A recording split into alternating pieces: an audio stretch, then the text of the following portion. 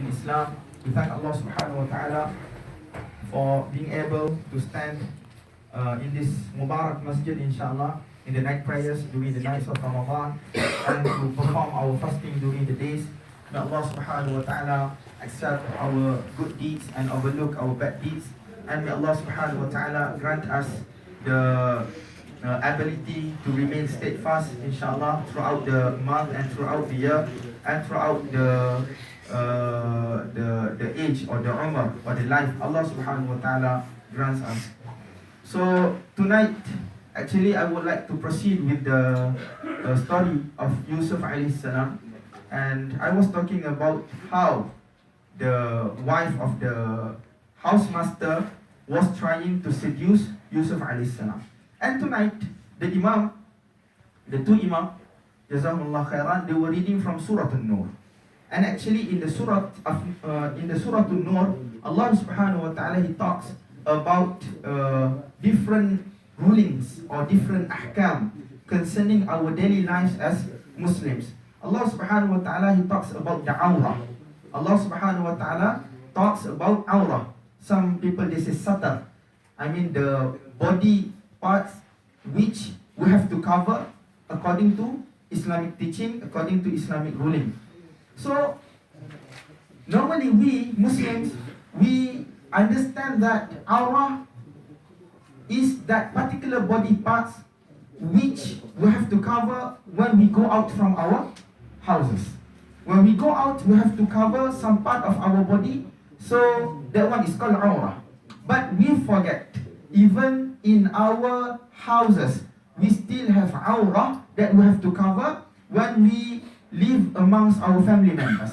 There is awrah between siblings, the male and the female siblings, and there is awrah too between children and parents. Allah subhanahu wa ta'ala, He mentioned in the Quran, there are three times that normally we have to seek permission to enter our parents' room. There are 3 times that we have to seek permission from our parents to enter our parents' room. Allah subhanahu wa ta'ala mentions in the ayah, qabla salatil fajr, before the fajr time. Normally during that particular time, everyone is waking up for fajr, and they don't really take care of the awrah. And the second time is end of dhahira, during the dhuhr time. Normally people go for siesta, we call it qailula, like 1 hour sleep before the dhuhr time. So when people, they sleep, they don't take care of awrah. And when they wake up from the sleep, they don't take care of the awrah too. And ba'd al-isha, after performing isha salah, normally people go, our parents normally, the wife and the husband, they will have like short chat about what's going on during the day, this and that. So during that time, they are very relaxed. They don't take care of the awrah. So Allah subhanahu wa ta'ala, He mentions in the Quran that we have to ask for permission first. Small boys and girls, they are allowed to go inside without any permission, but on condition they don't really know about all these things, all the intimate relationship and everything. But nowadays everything becomes very clear. Even small boys and girls who are like 7, 8 years old, they know all about these bad things. So because of that, Allah subhanahu wa ta'ala mentions they must seek permission first before they go. And when they reach the age of maturity, they have to seek permission totally. Why all these rulings and restrictions and everything? Because Allah subhanahu wa ta'ala, He wants to protect the family, and Allah subhanahu wa ta'ala, He wants to protect the society of Muslim from all this bad disease and bad virus in our societies. Nowadays we hear, all of us know, we are not innocent, all of us, we know what happened in the West and what happened in the East. Mother and son, father and daughters, all these kind of things. Why? Because there is no restriction in awrah. We don't pay attention to what Allah subhanahu wa ta'ala says in the Holy Quran. So the same thing happened to the wife of the housemaster when she saw Yusuf alayhi salam is very beautiful, mashallah. when she saw that Yusuf alayhi salam is very attractive, good looking, and Yusuf alayhi salam was raised like their own child. So it's okay, this is my son, it's okay, I can open up a little bit my clothes, this and that, whatever. Normally it happened in what society? Normally it happened in the family which adopt sons or daughters. They don't have children, they adopt sons and daughters, and after that, they regard them as their own children, and they give them so much love and cash for them, whatever. But they don't pay attention to the restriction Allah subhanahu wa ta'ala sets for us.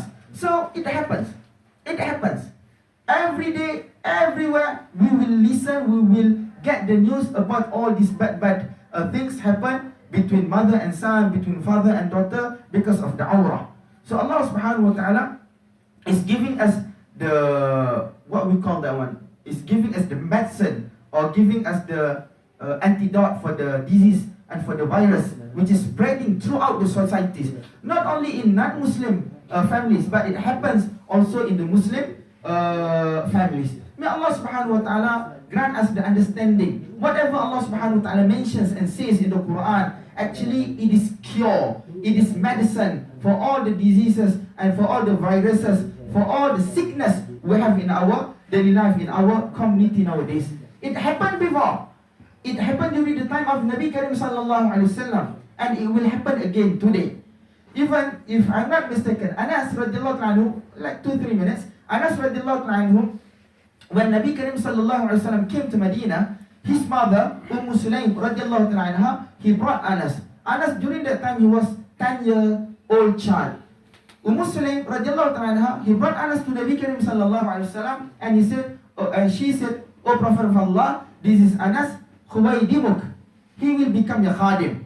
So Anas radiallahu anhu, he grew up in the house of Nabi Karim sallallahu alaihi wasallam. As we all know, Nabi sallallahu alaihi wasallam, he had a few wives. Aisha radiallahu anha was the youngest one. Aisha radiallahu anha, she got married to Nabi sallallahu alaihi wasallam when she was 6 years old. And when Nabi sallallahu alaihi wasallam migrated to Medina, Aisha radiallahu anha went to Medina too. And Nabi sallallahu alaihi wasallam lived together with Aisha radiallahu anha when Aisha radiallahu anha was 9 years old.